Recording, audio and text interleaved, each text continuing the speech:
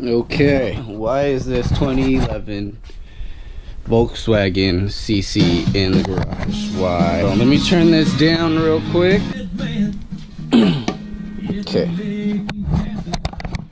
So, this car's originally here because, let's just jump into it. Trunk. We got a trunk latch that won't open. There's a trunk latch, won't open. We've unlocked it with the key in the fob. Nothing. Open the gas cap, and I'm pretty sure you guys can guess we have success. So it's strictly the trunk. But here's another thing I noticed. Let's start the vehicle. And okay, so it looks like we gotta close that door. So the trunk wasn't opening, and we had to open these rear seats to get to the back. Now I have to find the latch that's going to pop this sucker open so I can work on her a little more comfortably. All right, so let's get her going here. Just unplug the OBD for now. Okay, it says the hood's open. Okay, so this one tells you the hood's open. Let's close the hood. You hear that? It came for service because the trunk wasn't opening. Now, as I was driving over here, check engine line randomly came on and started puttering. Looks like cylinder 4 has like an oil leak. See? Okay, so here, information. Rear left side light not working. Okay. I gotta find out if that's the wiring harness. I'm pretty sure it's the wiring harness because they're all connected. What happens is it opens and closes and that wire harness bends. Then there's a fault in the connection. So rear right reverse light not working. Rear right fog light not working. Corner light front left defective. As I was driving over here, P0304, cylinder 4 misfire. We're gonna look underneath the coils now. So I think, what's this? Is this a latch or something? No, it's not a latch. If I was stuck in this trunk, what would I do? There you go.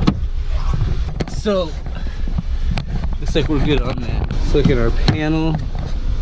Okay, it looks like we gotta remove this panel and this one, and this will just lift up and out of the way. Make sure.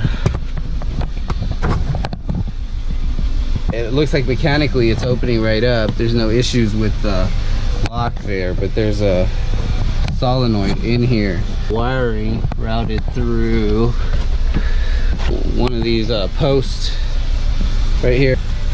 So inside one of these we have a harness, a wiring harness that has a fault. So, and look at that one more time. Corner left, rear left side light, rear left reverse light. So it would make sense as to rear left fog light. Okay, rear right side light not working, rear right reverse light not working, and rear right fog light, right? Okay, that makes sense. That's all on the trunk, and that's fed by that same wiring harness. Let's I'm gonna take those panels off, inspect it, and then start up another video so you guys can see what I'm looking at past those panels. It's definitely an electrical issue, no biggie, it just takes time, and that's just what we have to do. Now for the cylinder misfire, it's really urgent. I can't keep driving this car. Okay, so what I'm gonna do is switch this coil pack over. It says it's P0304. If we start the car, okay, it's here on the bottom left, and we're gonna go ahead and okay, enter fault 2. Let's scroll down. P0300, P0304, 700. Okay, 300, that's a random misfire. Cylinder 4, that's cylinder 4. So misfire and cylinder 4. That makes sense. Now, what I'm going to do is shut the car off. possibly either a spark plug or a coil. I'm gonna start there because that's just the way you diagnose these things. Okay, you hear that? I'm gonna remove this, switch these coils. If it goes from 304 to 303, P0303, then it was just this coil itself. That means that you put the good coil over in the bad section, and now this is running fine, but then this has to be the issue. So then we'll go ahead and trade out that coil until Riley's get a new coil. Once that code clears, then I'll go back to the wiring harness, because they don't want to turn this car on knowing that I can damage it by running it on just 3 cylinders. So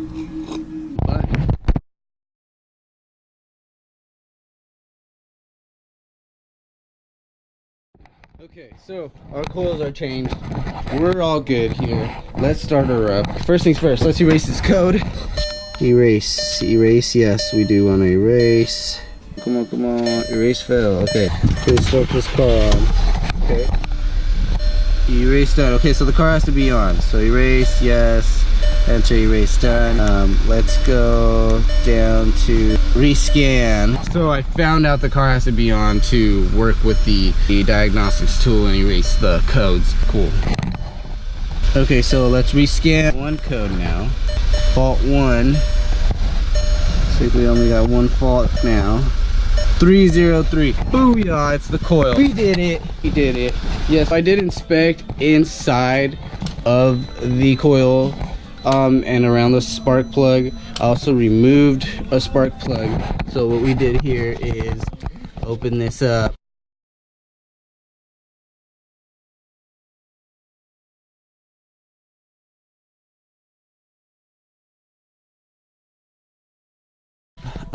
Remove the coil, then remove the spark plugs. So here's the issue. You can see cylinder 4. This is cylinder 3, the neighbor. Cylinder 4, we have oil all on that spark plug. Now I'm gonna look into the cylinder and we'll see what caused it. When I was driving over here, I immediately called him up. I told him, hey, this is what happened. I was driving it. The P304 code came up. Not sure what's going on. He was upset, claimed, you know, he's had it for years, and I was agreeing with him. You know, I agree with you, but this code came up on me, so there's nothing I can do about it other than check. Totally understood. You know, it's a bummer when these things happen, but there you go. So it seems like there's oil coming from the valve cover line. Yeah, so you can just see like a slight ring around the valve cover line, and it's like the same thing all throughout. I did open these two and check them, and they do have the same thing. You can just see right there that dark color, the oil seeping in, and it's actually just flooding down in there. It's probably just the valve cover gasket, and it makes sense because all along the line right here, that's at the same level over here and there, and that's just the valve cover. So there's this top section. Okay, it's made out of metal right here. This part right here, this part right there, all the way across. On that line we see, looks like oil leaking. Okay, these valve gasket, these seals, they just deteriorate over time. They get hot, they expand, contract, there's cracks.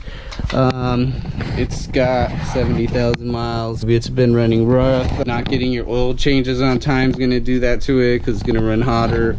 Therefore, it's going to deteriorate the gaskets a lot faster and all your seals. So get your oil changes. That saves your car from disaster. I do mine at 3,000 to 5,000 miles, because even at 3,000 miles, if you do pay attention to your fuel gauge, you do consume more fuel. So it's a good idea to do it.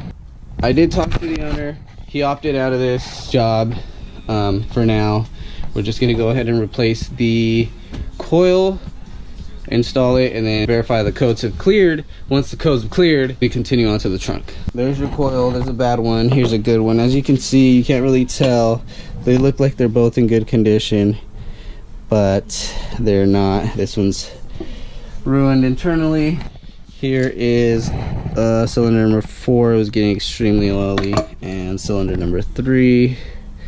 So let's just go ahead and skip that part, install it, put our coil harness back on, turn it on, test it. Let's go to the trunk. This plastic, and then we also have a plastic right there, piece right here. We're getting well organized. Okay, so the way this works is flathead into there, and then pop that top section up. Then as you can see, it's up there, and then you can pull this out without damaging the clips to your interior. Now there's also an Allen key right there I gotta use, so we're gonna go ahead and use that.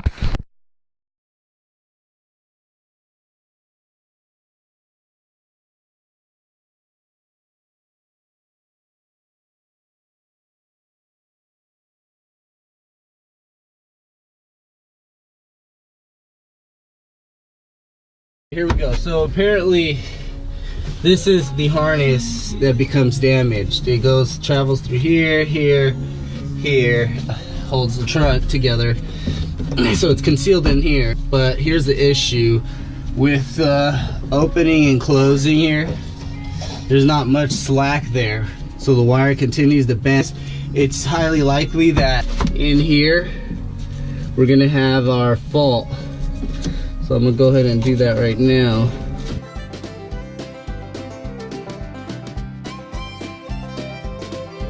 Pop right off.